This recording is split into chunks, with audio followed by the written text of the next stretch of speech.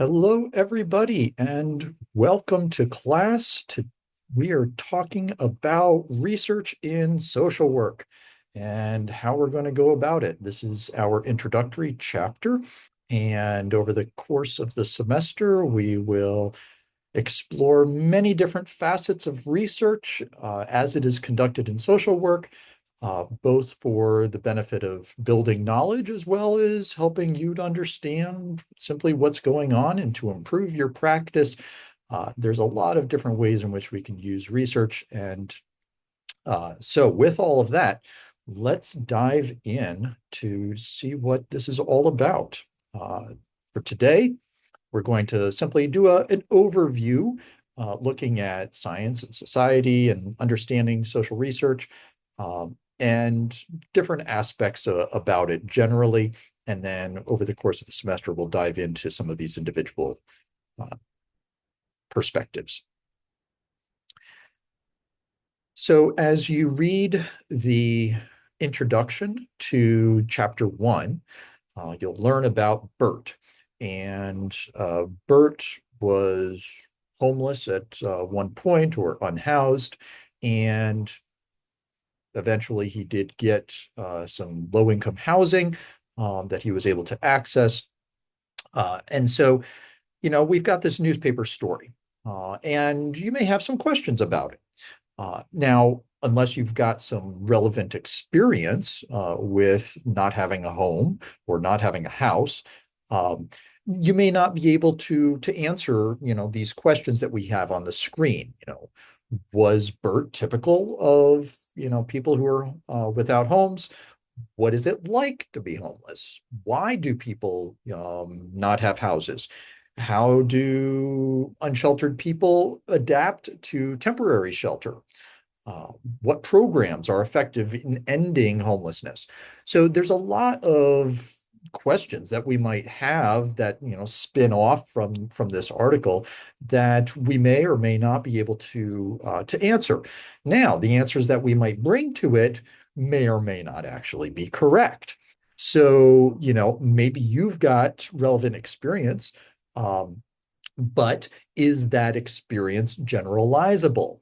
Is a sample size of one experience representative of everybody's experience?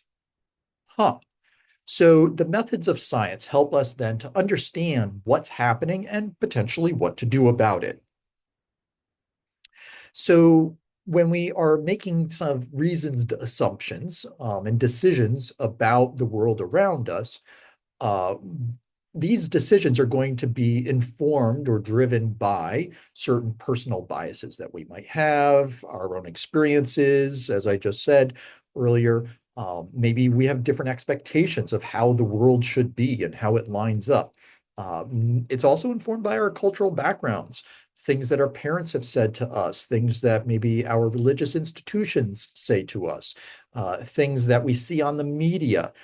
So wide range of perspectives. If anybody has ever been to another culture, and sometimes you've gotten into a disagreement over, with somebody about how something should happen or what your intentions were, what appropriate behavior is, and you're having a tough time understanding why is this person maybe all upset or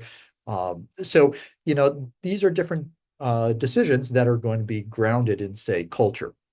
So all of this is to say is that, it's really, really, really, really important to know what it is that we think we know and to be clear about that, to know where it is that we're coming from. What is our own worldview? And oftentimes, you will then actually very explicitly put that into a research paper to say, this is where I'm coming from. This is the lens that I'm bringing. This is how I have seen the world. These are some of my experiences. And as a result, that should be understood as part of my foundation for how I then interpret all of my research. So, what we would expect of people, how we think about money and, our habits and our attitudes around that money, how we use it, how our parents have used it. That's going to then inform how we think other people should use their money.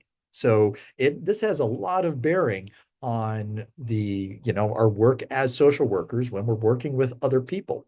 Not just money, but it could be, lots of different other types of things. But I like money, so that's why we'll use that as an example. Here's another example. All right. People of color were more likely than white people to see the absence of good jobs as a key cause of homelessness. So this comes from the chapter. And so perhaps if you've always had a good job, then it's never really seen as a reason for homelessness. And so if you're homeless, then perhaps it's a personal failing. That's your fault because there's plenty of good jobs out there if you're white. Now, if you're a person of color and you don't have immediate access to all of those good jobs, then it's possible that being homeless and not being able to have access to those good jobs is actually a structural inequality. That is a very different thing, saying that it's due to the structures of society rather than one's own personal moral failing, which is right. Okay. A lot of it depends on your perspective and the importance of having good empirical, unbiased research where you are checking your own assumptions and being open to learn what is the world around us and what is the truth. So we have, these errors in reasoning, and because we'll make these assumptions. And so in your book on page 3, there's a little vignette of a woman who lives in the city and then moves to the country. Now she's got some cats. And so in the city, she has always confined her cats. She didn't want them running around outside because they get run over and stuff like that. But in the country, she opened her doors wide so that way the cats could go outside and run amok. And cats then decided to, they went up to the door, they looked around a little bit, and then they turned around and went back inside. So they decided to stay inside. Therefore, she came to some conclusions about the nature of cats. So one was that she observed the cats at the outside door. She only observed them once. And so she believed that cats don't like to go outside. Huh. Well, that's interesting. Maybe they just didn't want to go out at that time. Maybe they had become so habituated to staying inside. They're like, huh, what is this outside thing? Don't like it. It's too big and open. I want to stay inside because that's all I know. Now, she generalized this in the message, and so she said, okay, cats, we shouldn't feel guilty about keeping them cooped up because they don't want to play outside anyway. Now, she only observed two cats, her cats, both of which were previously confined indoors. Does this apply to all cats? Man, she hasn't observed all cats. It's also an illogical reasoning. She assumed that other people feel guilty about keeping their cats indoors and that cats are motivated by emotions. Do cats have emotions? I don't know. But do people feel guilty about keeping their cats indoors? Huh. I feel a little guilty keeping my son's, or the fact that my son keeps his tortoise cooped up in a cage. And I'm like, let your tortoise run free, or at least, on the floor.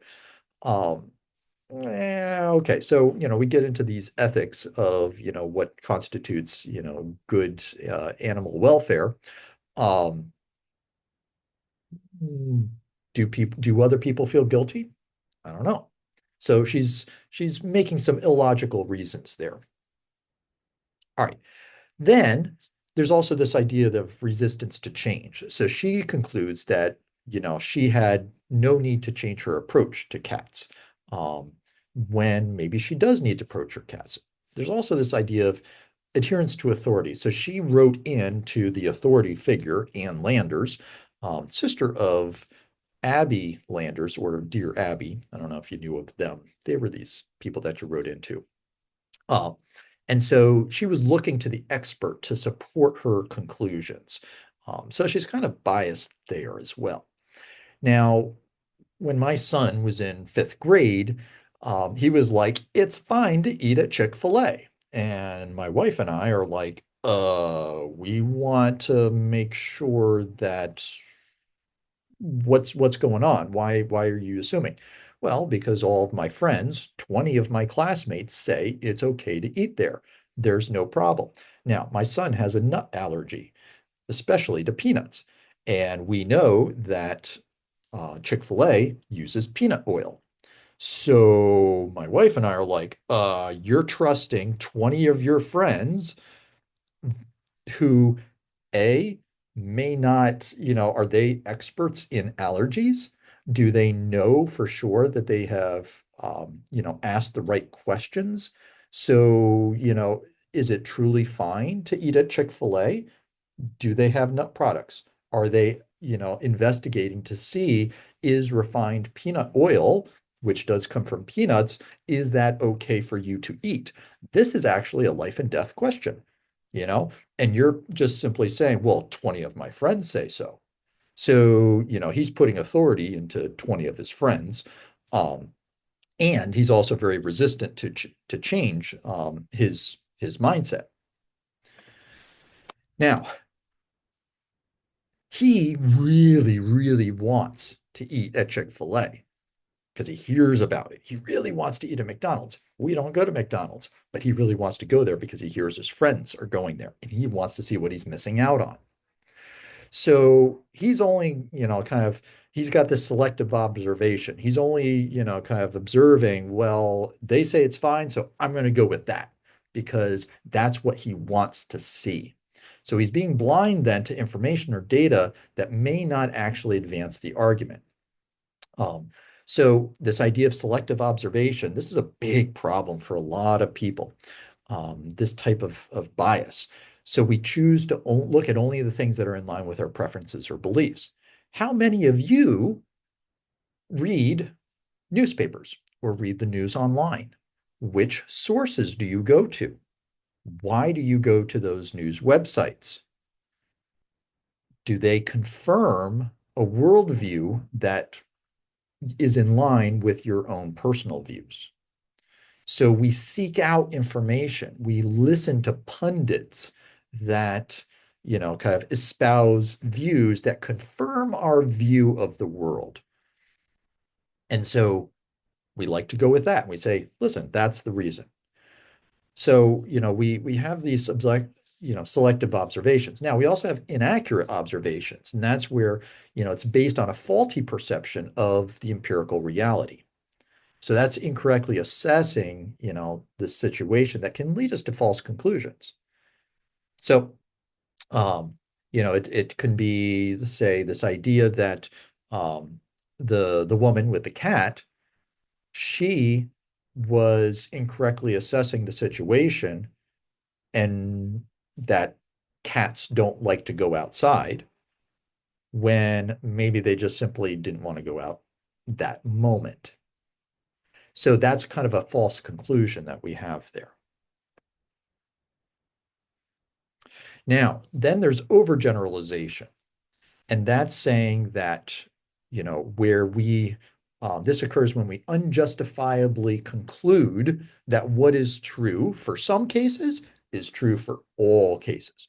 Just because I experienced it, we think everybody has experienced that. Just because I have this worldview, everybody has this worldview. That's not true. Just because I've got one friend who is Black and he's shared his experiences and thoughts with me does not mean that I can speak for the experience of all Black people. Okay. Then you've got illogical reasoning. This occurs when we prematurely jump to conclusions or argue on the basis of an invalid assumption. So my son assumes that his peers asked the right questions, that they weren't just simply observing that, okay, I don't see any peanuts like you do, say, at Five Guys.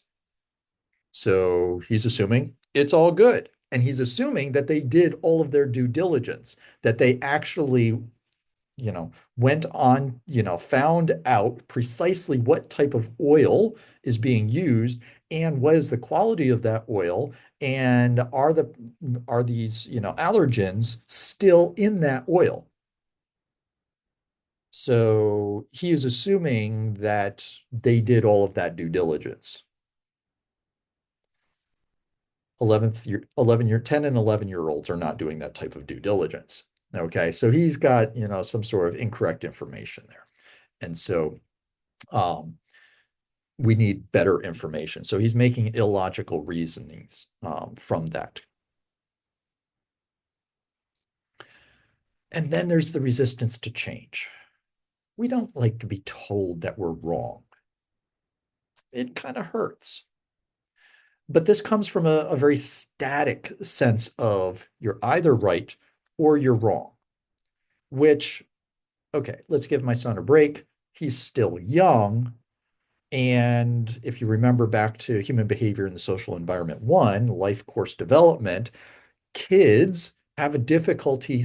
They like to see the world in absolutes, and they have difficult seeing shades of nuance. Okay?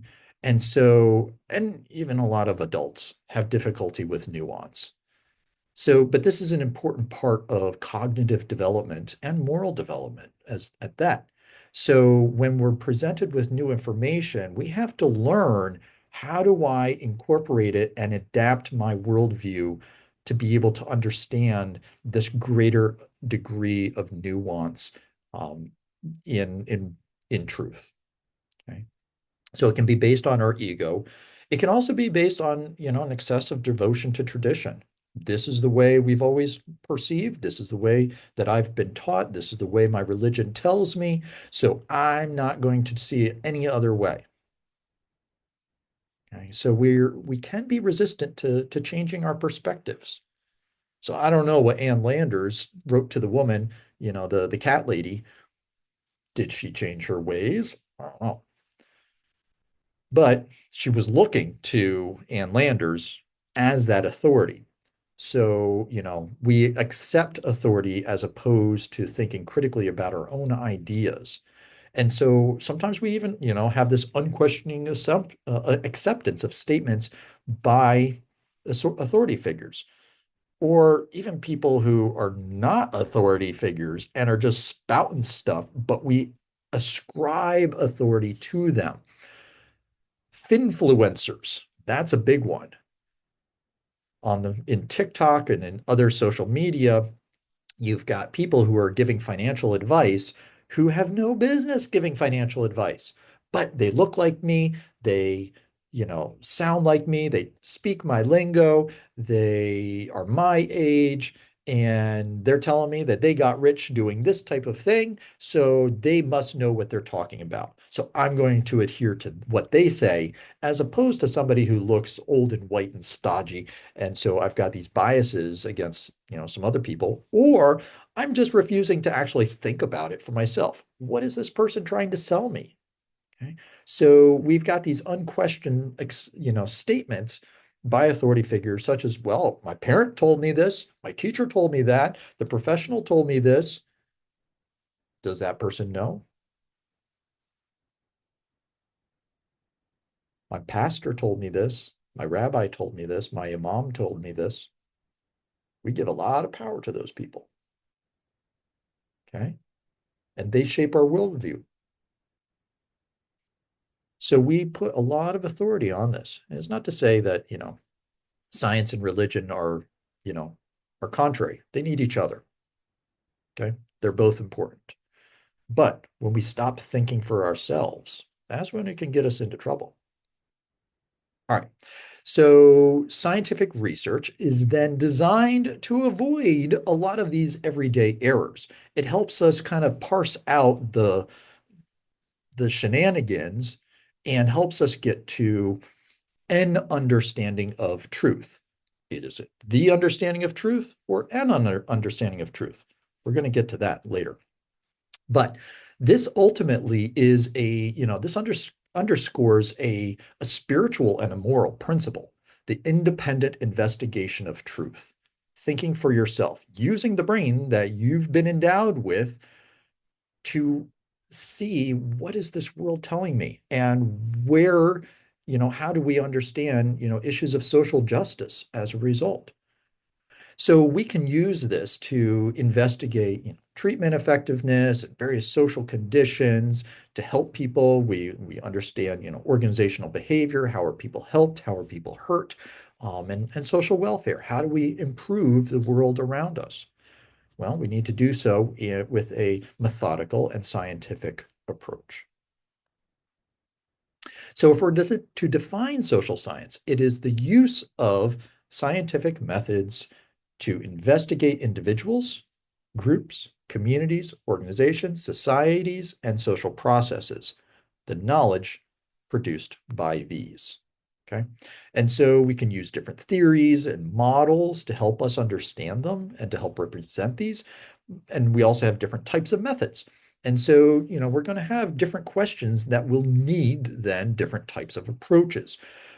But I think what's also important here and why I love research so much is that this is actually something that is innate to the human condition.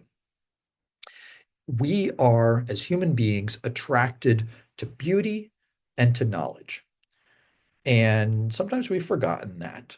But these are things that, once we start getting into them, it just makes life so much more interesting and worthwhile and vibrant. And so I think that's a really important piece to helping us move through this world and doing so in a way that we're able to, that brings meaning to our life, as well as helps us connect with others to make this world a better place. Because if we're not making the world a better place, what are we doing then? All right. So with all of that, social work responds to these negative conditions that are present in our world, and helps to build up the positive conditions that are there. And so we do this through scientific investigation. We understand, say, the causes of problems and figure out how to implement better interventions. That is better, easier said than done. However, we are able to move forward with those, and get to a better approximation of what is going to help. So when we do this, we've got, these different interventions that we might design. However, it's important for us to remember that, as we're developing these, we'll have this model. We'll have this, okay, kind of structure it out. We'll talk about logic models later on. And it's important for us to remember, ooh, yay, we've got some fireworks there. Um, all models are incorrect. Okay, all models are incorrect, but some are better than others. Let me repeat that. All models are incorrect, but some are better than others. At the end of the day, though, we need them. It helps us to make sense of the world, but it's important not to recognize that we are absolutely representing things as they are in their complete totality. Now, social workers can then learn which models are most effective. And so, when we do this, we're able to understand real people and not rely on our biases. So when we learn about what is effective, we can have these, perhaps these linear relationships. And we may assume that there's a linear relationship, meaning A leads to B. Okay. When actually, a lot of times there's non-linear relationships. We're going to talk more about this. But for example, if we pay a person's debt, that's A, homelessness will be prevented. That's B. That's going to be the outcome. Maybe they don't have enough money. We pay the rent. We prevent the homelessness. But for anybody who's worked with this population and trying to prevent homelessness, you'll realize, oh, it's a lot more complicated than that because there are so many other factors that are at play. So maybe a person's unresolved trauma begets difficulty in managing their money because they have a difficult time focusing on executive functioning tasks, which, and so we need to have a trauma-informed financial capability program. And so one of the things that we also find is that with these nonlinear relationships, there can be a disproportionate effect that's going to then have an impact on all of the outcomes. So more than, it could be $2,000. We put it to the debt and we prevent the homelessness. Or, in which case then it was just simply a $2,000 debt. So we put in $2,000, we got a $2,000 benefit out of it. Or, we can do this trauma-informed financial capability project, and instead, as the person is able to better manage their money, we impact their mental health, their physical health, their food security, their finances, their housing, their social relationships. Oh my word, we've now just had a disproportionate effect, much of a butterfly effect, where just by doing that training and that accompaniment and that coaching, that we've had a transformative effect on their whole life journey.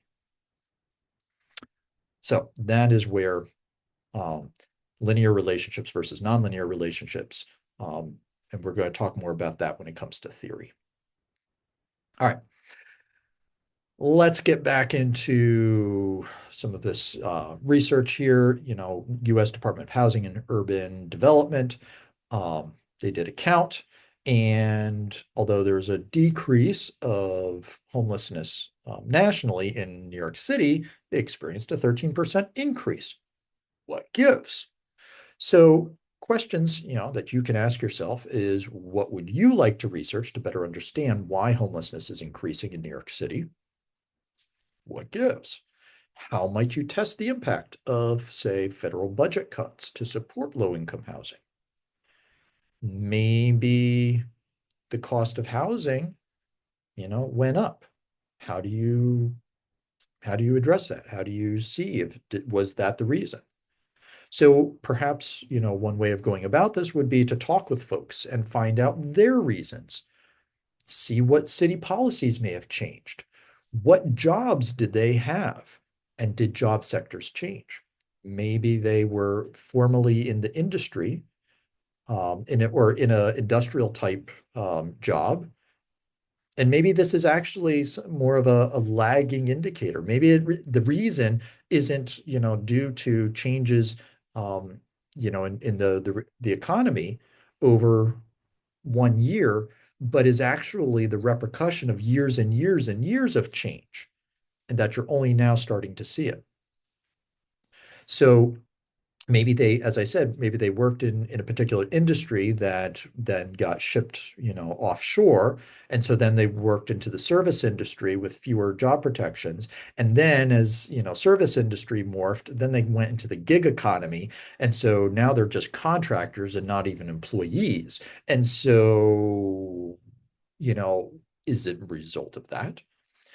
So we might want to try measuring, kind of what was before and after examples. How do we understand this nature of change? So there's a lot of work that can be done here. All right. So as social workers, how do you use this information? Well, we want to do good in the world. How do we know what's going to be good for the world? So maybe we're working for an organization, and this organization wants to start a program. Well, they're going to probably want to, think about, well, what's the best program out there? Best way of approaching this. What does the evidence say? And so we have evidence-based practices. This is stuff where we're moving beyond just kind of coming up randomly with a response, but trying to see, well, what have others done and how has it worked? So we want to see, what is that current best evidence? We need to use principles really instead of rules. Principles are adaptable. Rules are inflexible. So as a result, we need to account for, well, what are the client values? Because the client values in Grand Forks might be different from Minneapolis, and circumstances might be different as well. In Grand Forks, circumstances might be very different than they are in Minneapolis. And so we need to account for these. And then we need to account for, clinical expertise. What has already been tried by my colleagues. So we need, this empirical evidence, but it's not going to be sufficient. Rather, social workers should work to utilize an intervention that fits the client's expectations and circumstances. So quoted on page 9. And ultimately, we also want to see, what type of, expertise and experience does the client bring to the table? Because in the end, the client is an expert often in their own situation, and we need to work with them. So just because, some best practice says this is a good intervention, the client may be like, no, that's not going to work for me.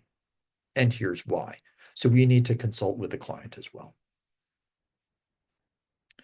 So when we are determining, and coming up with that evidence-based practice decision-making process, um, we want to first convert, the need for information into an answerable question. Got to figure out what we're going to be exploring.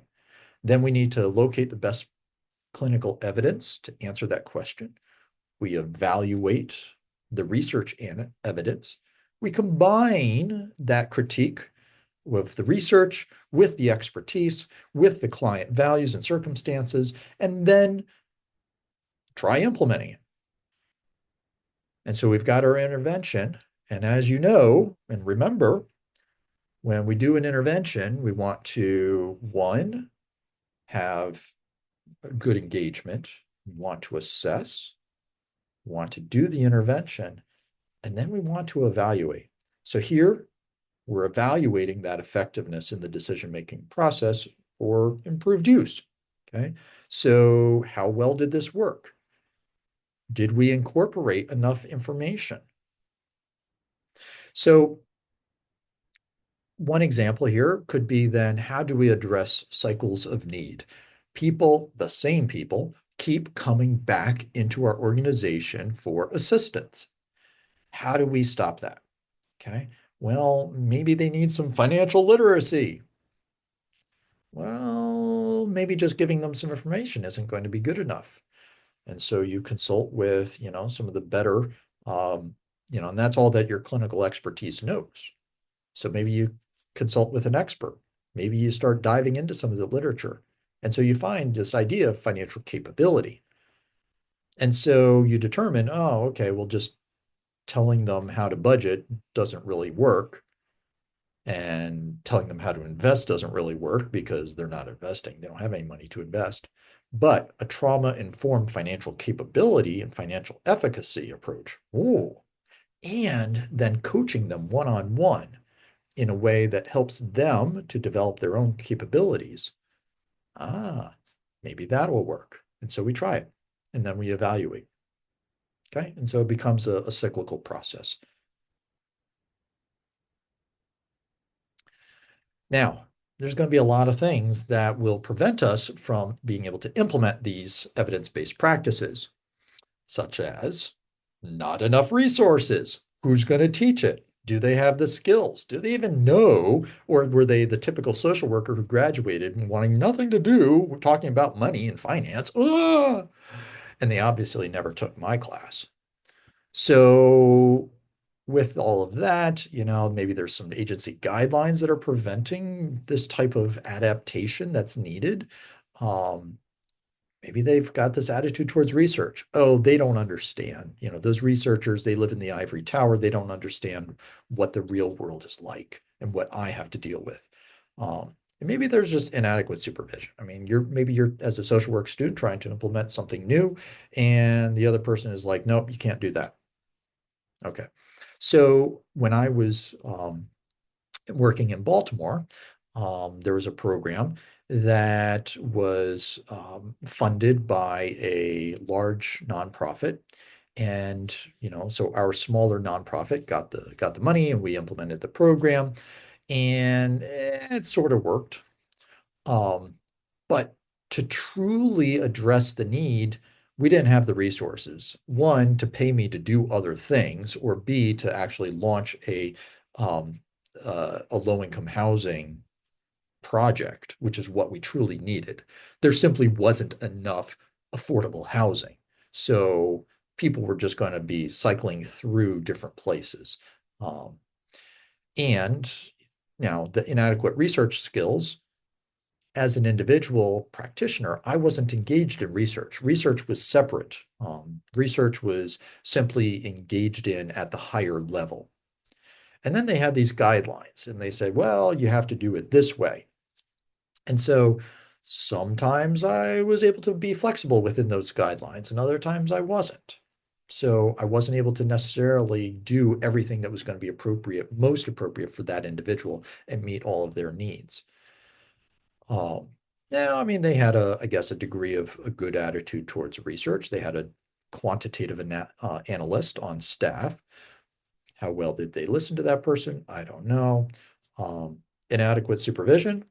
Well, I kind of flew solo, so be that as it may, um, they just kind of let me do my thing, as long as I, met all of the guidelines and reporting requirements.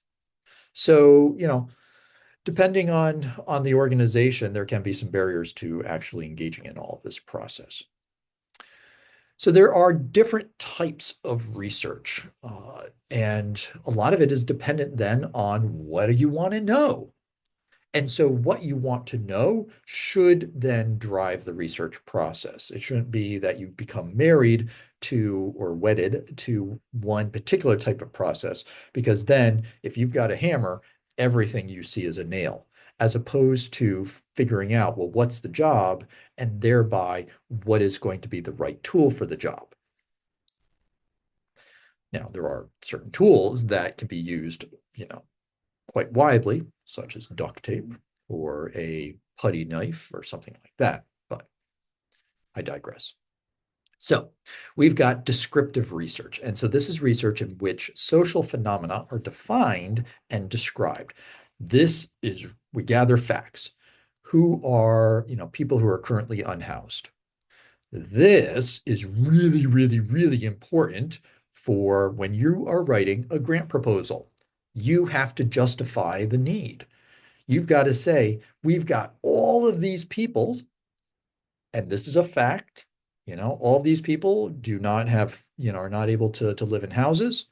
And so we need to have money for this transitional or substance abuse with housing first type of a program. Okay. So you have to be able to justify your need. You're not going to be able to build a program or get money for the program if you can't tell, the funding agency that, well, there's actually a need for it. They don't want to throw their money away. Then you've got explanatory research or exploratory. This seeks to find out how people get along in the setting under question, what meanings they give to their questions and to their actions, and what issues are concerning them. So we want to understand what's going on, phenomenon.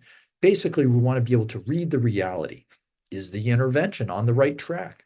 Do people need food or do they need flexible cash? What's happening? How do people who are unhoused adapt to shelter life? Oh, what's the experience? So that's the exploratory research.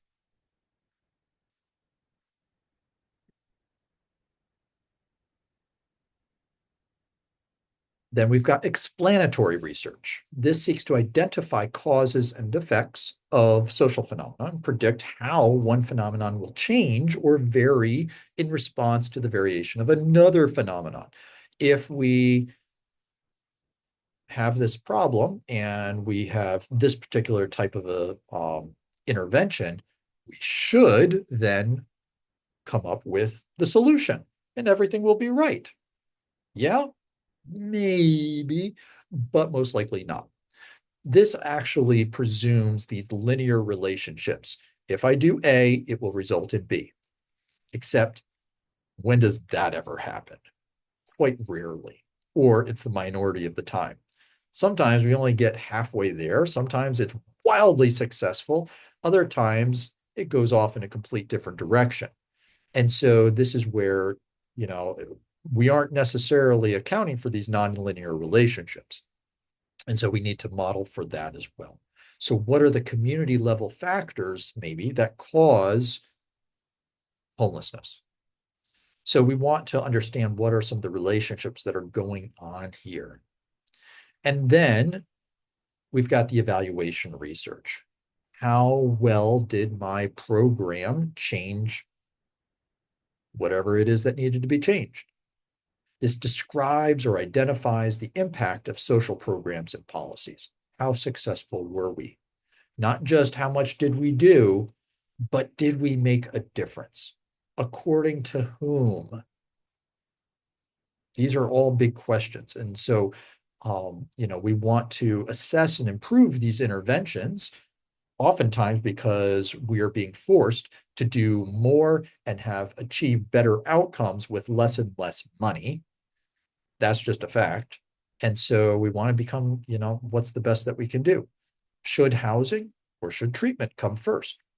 Oh, that's a question. A lot of times we come up with these models, housing first model, but how well has it been tested? Has it been tested for our particular population? Does it work? I don't know. According to whom? It's popular, but was it originally based on scientific evidence and empirical evidence? Who did the research, or did they just cook it up in a pot? All right. So in the end, we're going to have, lots of different types of research orientations. So these, we may gravitate towards one or the other, and we need to recognize that we gravitate towards one or the other, because that's going to shape how our research comes about. And so are we engaging in a quantitative? Are we really about measuring the numbers and maybe making predictions? Or are we more of a qualitative? Are we looking to understand experiences and perspectives and answer, kind of why, what for, what's happening? Are we coming maybe from a positivist perspective? And this is where you've got this one objective reality. And heaven help me if it's, according to just the one that I see. Or is it truly constructivist? It is as people create it, this reality. Is it centered solely on the researcher? Are they kind of doing everything on their own? They're just looking at the numbers like it was, up at uh, the nonprofit, the funding agency that I, received the money from. Well, then their quantitative person took the data and they crunched it. They didn't send anything back to us. Um, and they didn't really consult us about what are some of these experiences that we're seeing. Or is it participatory centered? Are the people themselves participating in this research project? There are profound social justice issues at play here. Two additional pieces here. When we talk about just kind of this perspective. It can be a critical perspective. It can be a feminist perspective. It can be a perspective where we're really looking towards, having, diverse perspectives and understandings and social justice issues at play. Who was excluded from this data? And so there's a lot of important considerations here. Whose data is it? Now, I've written whose two different ways. If you maybe come from a white person's perspective, I can own data. And so it belongs to me. That's the first whose. Other people, coming maybe from an indigenous perspective, say, I am the data. The data is me. This is my lived experience. And so you're trying to own me. You're just taking, what is me and doing something with it and never giving it back. So there's really important considerations to be done here. that can have very profound impact on how people perceive that you are serving them or not. And then we want, there's other approaches where you get, a survey of all of the research that's been going on. This would be called, say, a meta-analysis. We'll talk about that later on. But this would be kind of that overall broad view, of kind of the bird's eye or the forest view of all the different types of research and what is it that they're saying on a whole. So many different types of orientations that we have to include here. And ultimately, there are so many cultural norms that impact this process. So, who is a participant? Who is a protagonist in this process? How are they being treated? Are we giving meaning to abstract terms and constructs, or are we letting those emerge and being defined by the people themselves? How are we collecting the data? Is it with, are people consenting to it? And, or are we doing it, on the sly? How are we interpreting the findings? Are we interpreting it through this white person's male, lens and worldview, or are we using more of a critical consciousness type of a view? So there's a lot of things that are going to be really important here, that have a lot of social justice implications when we do our social work research. So with that, thank you for watching, and I hope you have a good day. I will see you in the next chapter.